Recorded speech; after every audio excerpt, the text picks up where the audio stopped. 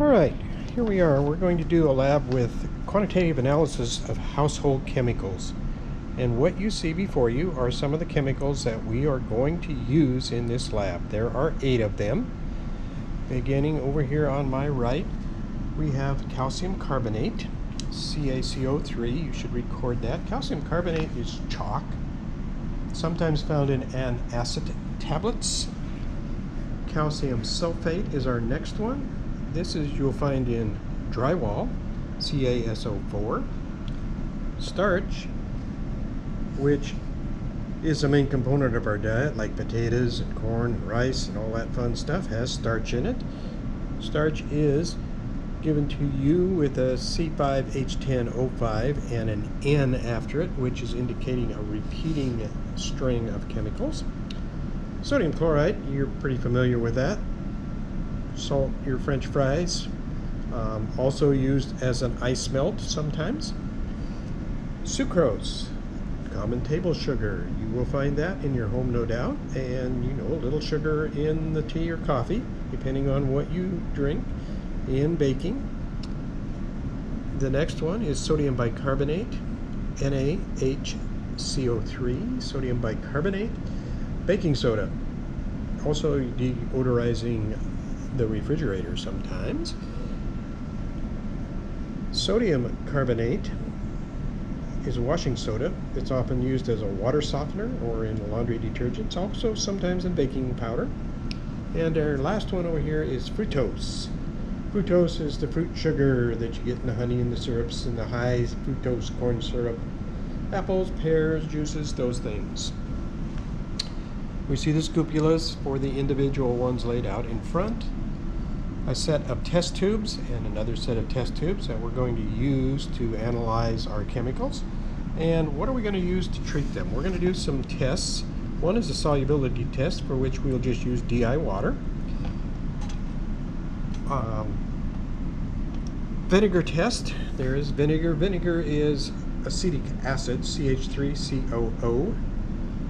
And we are going to test for a bicarbonate or a carbonate with that. That produces carbon dioxide when it is added to it, and you'll see it as bubbles. An iodine test. We're going to use some iodine, and that will turn a deep blue colored complex with certain carbohydrates and starches. And we put some iodine into our solution and then watch for the color change. We do have to heat that to make that color change, so that will be something we will do. Phenolphthalein, which is an indicator. We're going to use that when we do acid-base stuff, but that will indicate whether or not it's a base. Positive test means it turns pink, and a more basic or alkaline substance. Benedict solution. Benedict solution, if you know anything about a monosaccharide, simple sugar, it will produce a distinct red deposit, which is copper 1 oxide. This is used for a diabetes test a lot of times.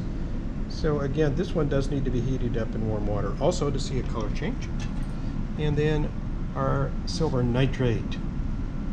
Silver nitrate will cause a halide, fluorine, chlorine, bromine, iodine, to precipitate out. So it'll turn cloudy and do form a solid when we add this to our solution. So, and then we have some pipettes down here along with our DI water. So part of what you're going to do is establish a flow chart based on these tests. So a flow chart is a simple 2-choice type chart. We'll start with all the individual compounds, and then we will add about 5 mL of DI water. A positive test will be soluble. We'll go down one side of your flow chart. A negative test would be insoluble. For example, probably when we test starch, it should be insoluble, and we test sodium chloride, it should be soluble. So on one side of my chart I'd have starch, the other side I would now have sodium chloride, and then we can continue on our flow chart from there.